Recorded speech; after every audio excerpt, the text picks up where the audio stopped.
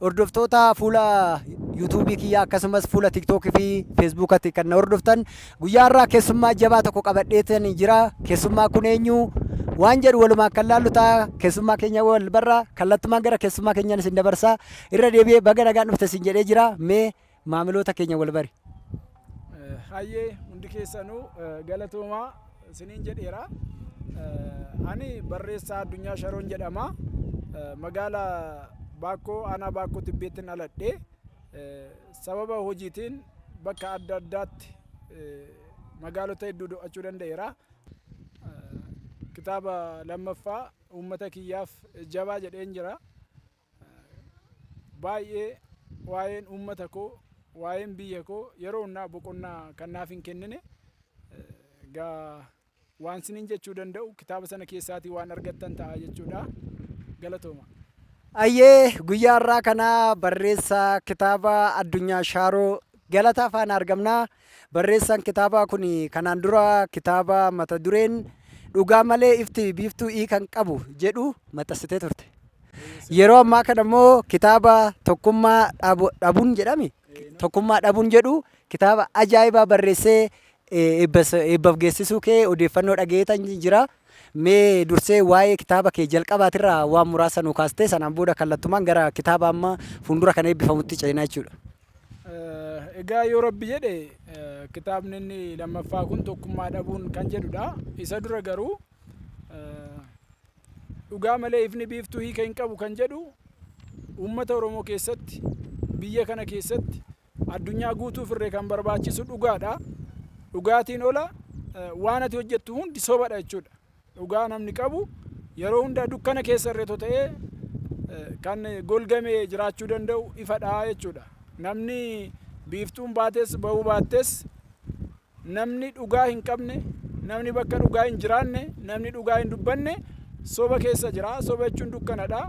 Kanaafiyyuu dhugaan bakka hin jirretti biifnuun baatee bahuu baattee homaayyuu miti waan ta'eef dhugaa malee ifni biiftuu hiika hin qabu jedhee barreessuudhaaf dirqameen jira jechuudha. Kitaaba isa jalqabaa 2010 kan maxxansamedha.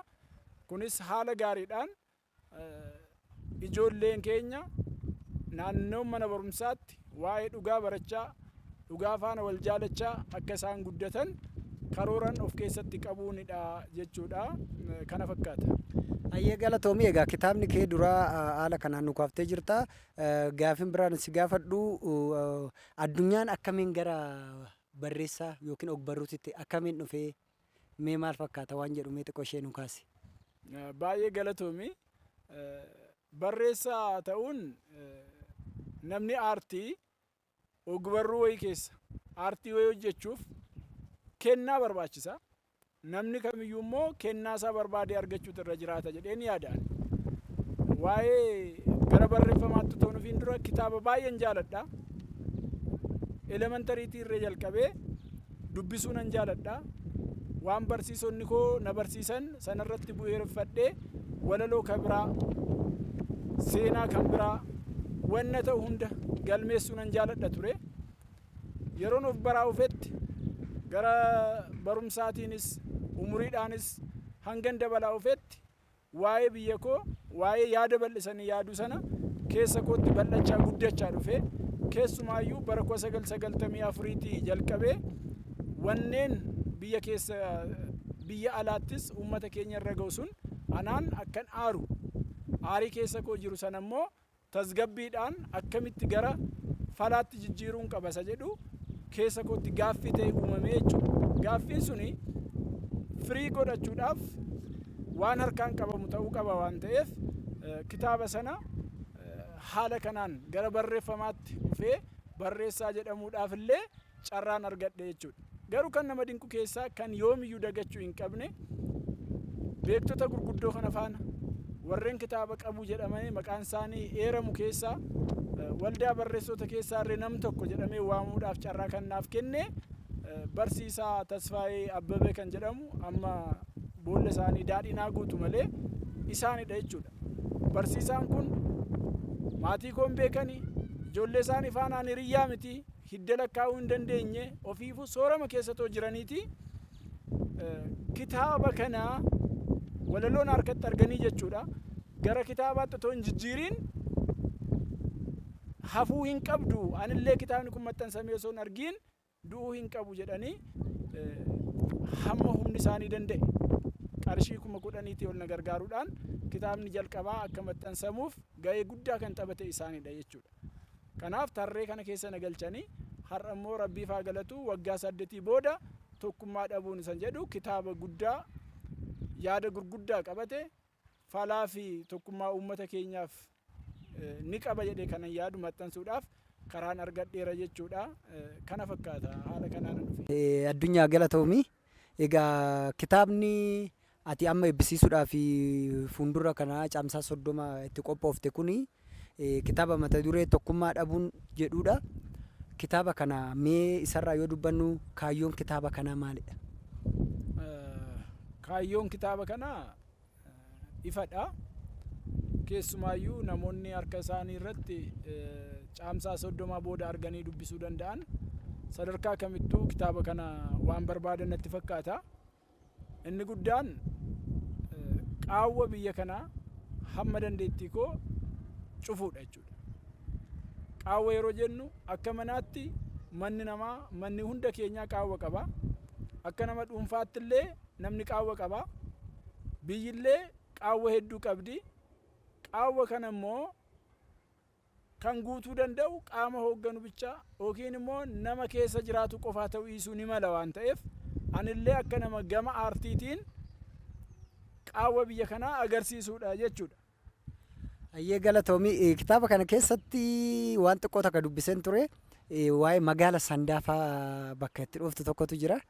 Mee irraa nu dubbatta isheerraa waan xiqqoo ishee? Baay'ee namatti tola. Sandaafni anaaf magaalaa addaati. Amman argeetti Oromiyaa keessa amman naanna'etti baay'ee hin kaaneefi amma ka'uu qabu hin mallee kanaaf amma keeyyata xiqqoo tokko dubbisuun barbaada.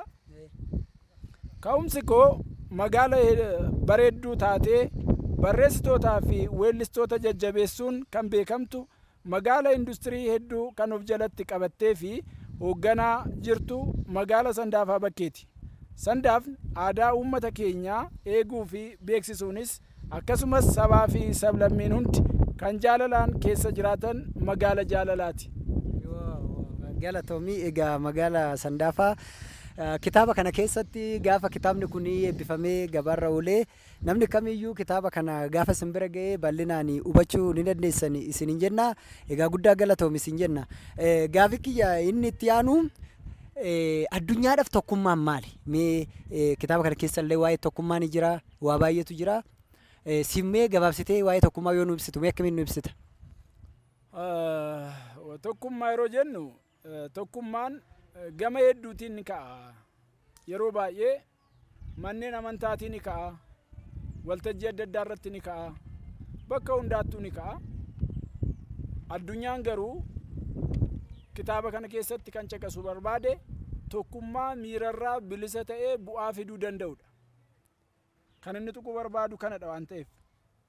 Biyyi tokkummaa hin qabne, manni tokkummaa hin qabne, maatiin tokkummaa hin qabne homaayyuu hin qabu waan ta'eef tokkummaan kun immoo miirarraatii bilisa ta'ee daangaatii hamma handhuuraatti, handhuuraatii hamma daangaatti, daangaatii hamma guutummaa addunyaatti lammiin Itoophiyaa hundi tokkummaa isaa eeggatee afaan walii hiikee walaggeeffatee akka jiraatu gochuudha jechuudha.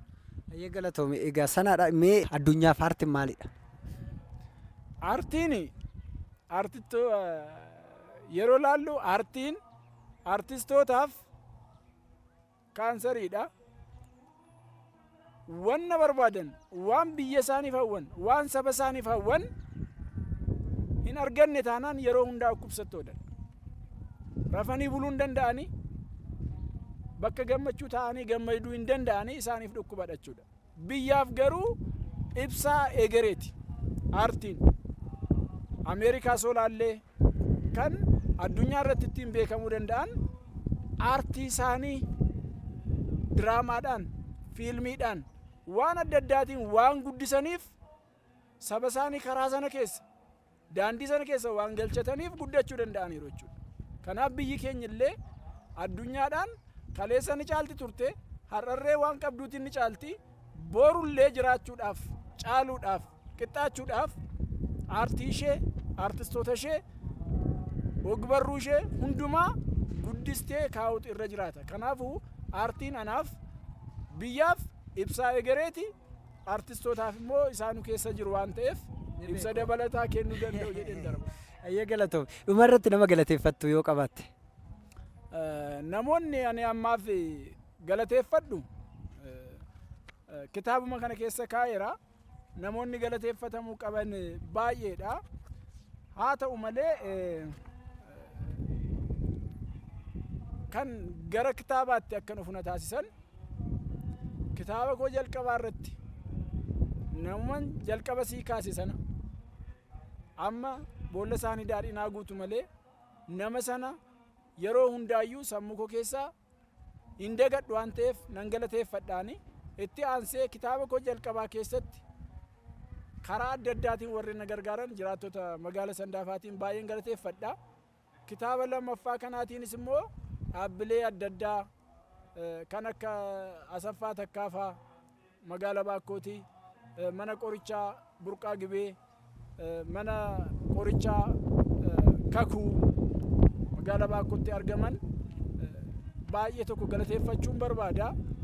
Akkasumas namoota kallattiif alkallattiidhaan maatii koo biraatii yeroo hundaa dhabuu hin dandeenye maqaa isaanii asirratti kaasuun barbaachisaa ta'uu ni danda'a. Kitaaba kanarraatii waan argataniif baay'eedha jechuudha. Galatoomaa jechuun barbaada jechuudha. Keessummaa kabajaa keessummaa jabaa barreessaa kitaaba Addunyaa Shaaroo faana jirra. Addunyaa Shaaroo nama jabaadha. Kitaabota lama kitaaba bareedaa barreessee tokko si qaqqabsiisee tokko immoo caamsaa 30 bara 2018 kan eebbisu ta'a. Walargaa keenya kallattummaan muuzeemii kuusaa fi mana kitaabaa Itoophiyaatti wala agarru nurraa nafinaa isiniin jenna. Egaa guyyaa irraa kana sagantaa kana nu duuba ta'uudhaan kaameeraa bareechee kan waraabaa jiru humnee Naggasaa guddaa galateeffannaa. Ogeessa kaameeraa keenya haala bareedaa kanaan isbosarra nu ta'ee nu waraabeeti jira. Guddaa galatoomi jennaani. Egaa namni addunyaa argachuu barbaadan lakkoofsa bilbilaa isaa armaan gadi isinii teechisee jira. Akkasuma namni gargaaruulee barbaadan akkaawuntii isaa armaan gadi isinii teechisee jira. Qunnama jajjabeessaa isiniin jenna. Hundi keessan yuutuubii kiyya saabskraayib godhuun dagatinaa. Horaa bulaa deebanaa. Galatoomaa isiniin jenna. Hayyee galatoomii waamicha kiyya kabajjee iddoo kanatti argamtee gaafii fi deebii kana fakkaatu na faana taasisuu keetiif guddaa si galateeffadhaa. Ulfaadhu galatoomi siin jedha. Anillee baay'ee galatoomee jechuun barbaada. Waan iddoo kanatti naaf feertanii yaada koo akkan dabarsu waan naaf gootaniif galatoomaa jechuun barbaada.